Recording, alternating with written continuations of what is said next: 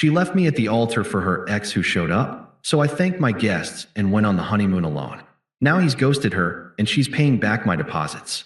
Hey viewers, before we move on to the video, please make sure to subscribe to the channel and hit the like button if you want to see more stories like this. Thanks. Let me start from the beginning to give you context. I'm Alex, 34 now, a high school history teacher in a mid-sized city. Nothing flashy, but I've always been the steady type, reliable job, savings account, the guy who shows up on time and follows through. I met Emily 5 years ago at a mutual friend's barbecue. She was 28 then, working as a graphic designer, full of energy and big dreams. She talked about traveling the world, starting her own freelance business, all that. I fell hard because she made life feel exciting, and I thought I could be the anchor she needed. From the start, I was all in. Emily had some rough patches, lost her job during the pandemic, dealt with family drama, and I was there. I covered rent a few times when she was between gigs, helped her build her portfolio by staying up late proofreading her proposals. Hell, I even took a second job tutoring online to save for a down payment on a house she wanted. She always said I was her rock, the one who made her feel safe. We got engaged after 3 years, and planning the wedding became our thing. I paid for most of it, the venue, the caterer, the honeymoon to a tropical island, because her freelance work was inconsistent and I didn't mind. It was an investment in us, right? Total cost was around $25K, with deposits on everything from the photographer to the resort. I remember the night I proposed. We were at a quiet park, and she cried happy tears, saying, "Alex, you're everything I never knew I needed." Flash forward, and those words sting like hell. The wedding was set for a sunny Saturday in June, at this quaint chapel in the countryside surrounded by wildflowers. We'd invited about 80 people, family, friends, colleagues. I was nervous but excited, standing at the altar in my suit, adjusting my tie for the 10th time. My best man, Mike, clapped me on the back and joked about how I'd finally settled down. The music started, everyone stood, and the doors opened. But Emily didn't walk in smiling. She stepped through hesitantly, her face pale, bouquet clutched like a lifeline. Halfway down the aisle, she stopped. The murmur started. Then, from the back, this guy bursts in, tall, disheveled, looking like he'd just rolled out of bed. It was Jake, her ex from college. I'd heard about him in passing, the wild one, who broke her heart years ago by cheating and disappearing. Apparently, he'd shown up, out of nowhere the night before, professing undying love or some crap. Emily turned to me, tears in her eyes, but not the remorseful kind. More like relieved. She walked up to the altar, grabbed my hands, and said, "Alex, I can't do this. Jake's here. He showed up last night, and it's a sign. We've been talking, and I realize now I was settling with you. You're great, really, but you're so predictable. Safe. Jake gets me in a way you never could. This is fate telling me not to make a mistake." The chapel went dead silent. I felt like the floor dropped out. My mind raced. Settling? After everything I'd done? But her voice was smug, almost excited, like she'd rehearsed this. "I've been feeling trapped," she continued, loud enough for everyone to hear. "You work your 9 to 5, come home, watch documentaries. Jake? He's spontaneous. He traveled to Europe on a whim last year. I need that fire, Alex. Not this comfortable routine. Don't make a scene. Think of our families. We can handle the deposits later. I'll pay you back half for something." But I have to go with my heart. Twisted logic, right?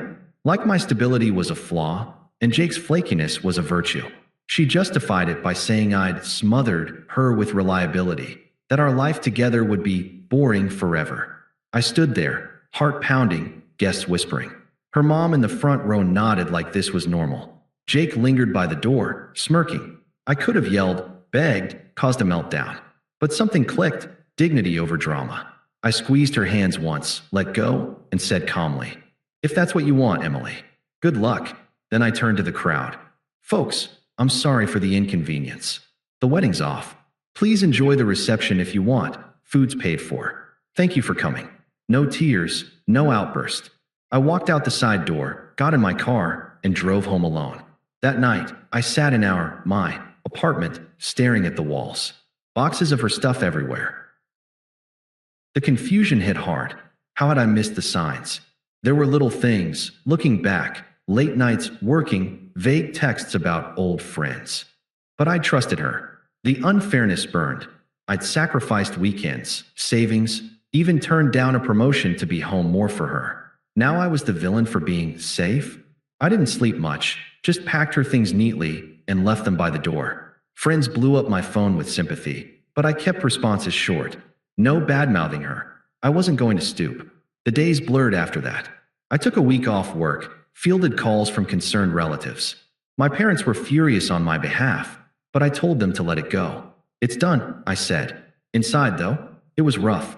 I'd wake up reaching for her side of the bed, only to remember. Flashbacks hit randomly, like the time I worked double shifts so she could afford design software, or when I surprised her with tickets to an art show, and she beamed, calling me her perfect partner.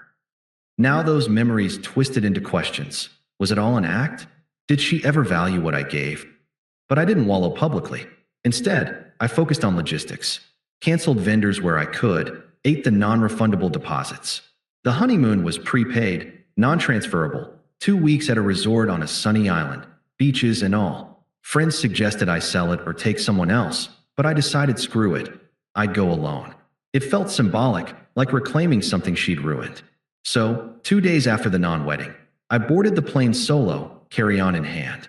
The flight attendant raised an eyebrow at my story. I kept it vague, but wished me well.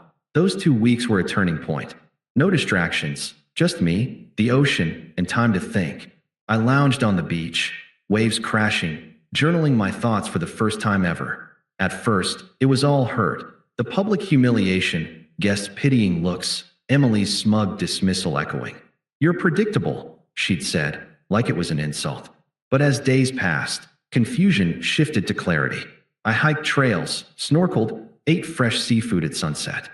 Met other travelers, a retired couple who shared stories of their own heartbreaks, a solo backpacker who talked about self-reliance.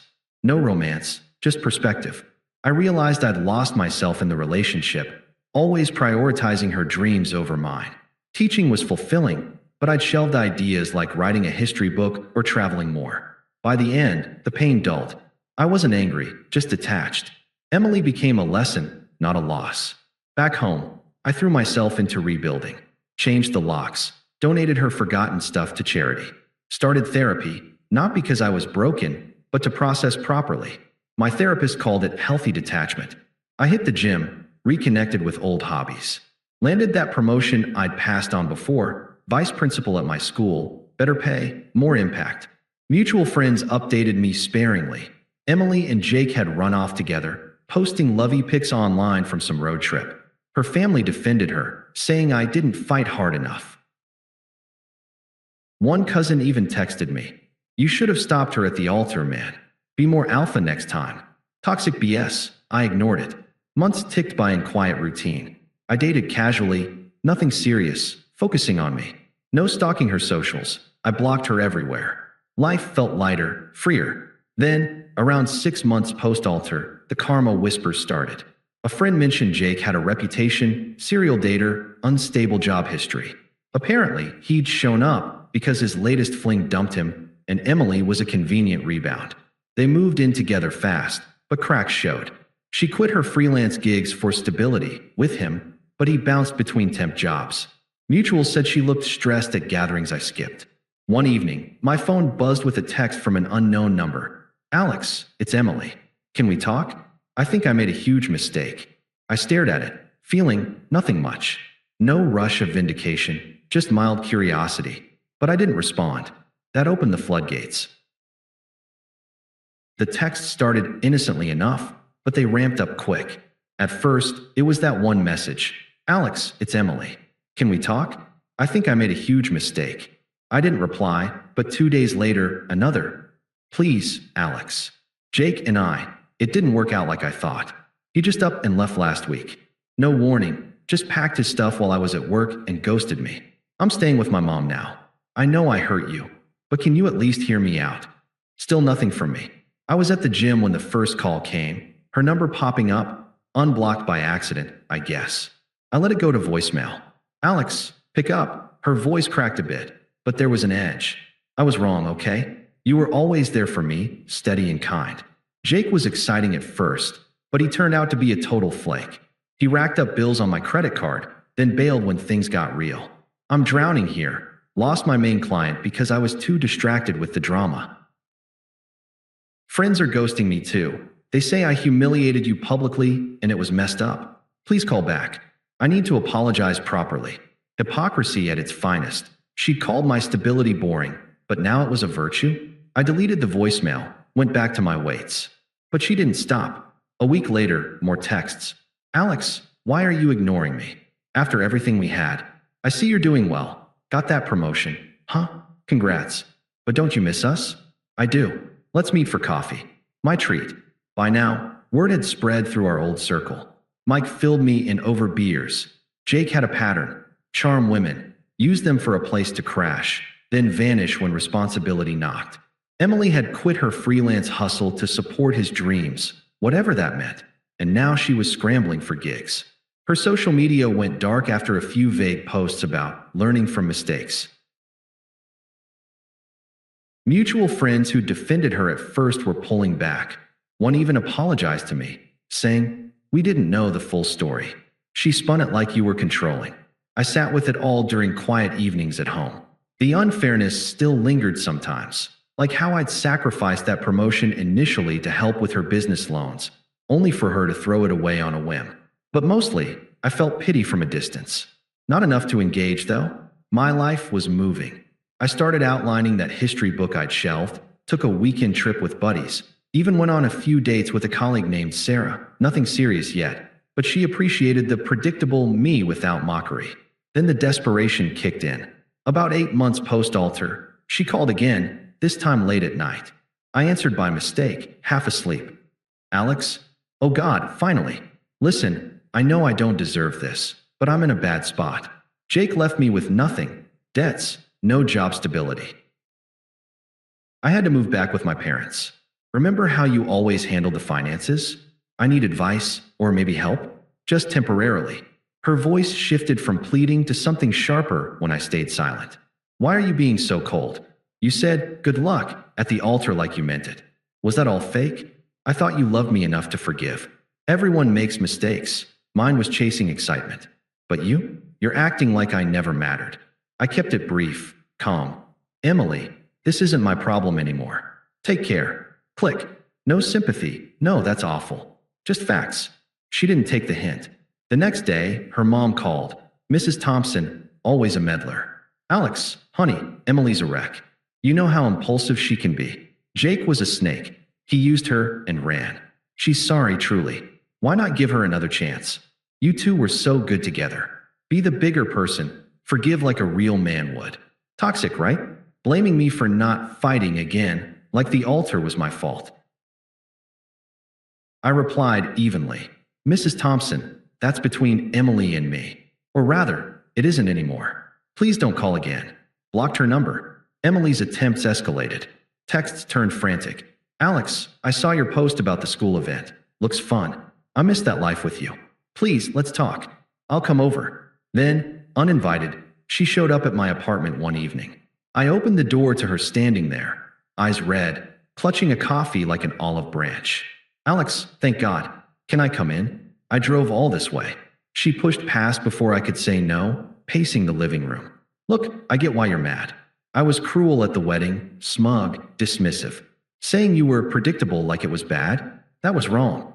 But I was caught up in the moment, the drama. Jake made it seem romantic, like a movie. Now, he's gone, blocked me everywhere.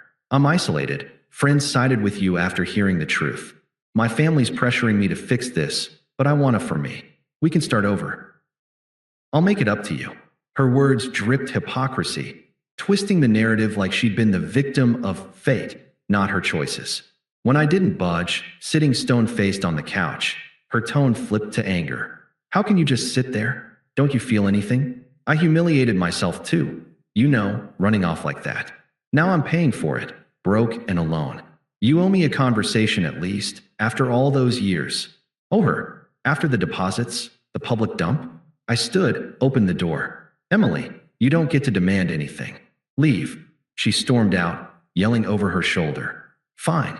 Be heartless. You'll regret this when you're lonely." Friends got roped in next. Her sister emailed, pleading. Emily's spiraling. She's angry now, lashing out, but it's because she cares. Talk to her. Ignored. A mutual acquaintance cornered me at a coffee shop. Dude, she's desperate. Says you were her rock. Why not hear her out? I shrugged, not interested. It peaked with a barrage of voicemails, her voice unraveling. Alex, this is ridiculous. Ignoring me shows your true colors, petty and weak. After I chose excitement over your boring life? Well, joke's on me, but you're no better. Then, softer, please. I need you. The shift revealed it all, desperation masking entitlement. Through it, I stayed detached. Therapy helped. I journaled the absurdity, turning pain into perspective. My life bloomed. Sarah and I got serious, sharing hikes and quiet nights. The book outline grew into chapters. Emily, fading noise.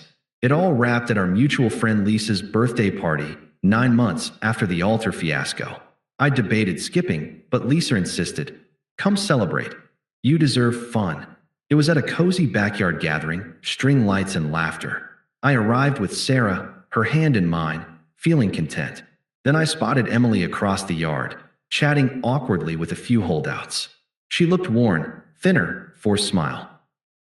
Our eyes met. She beelined over. Alex, she started, voice low but urgent, ignoring Sarah at first.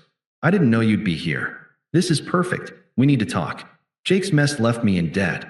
I even had to sell my car. But seeing you, it reminds me what I lost. You're thriving. I hear. Promotion. Writing that book.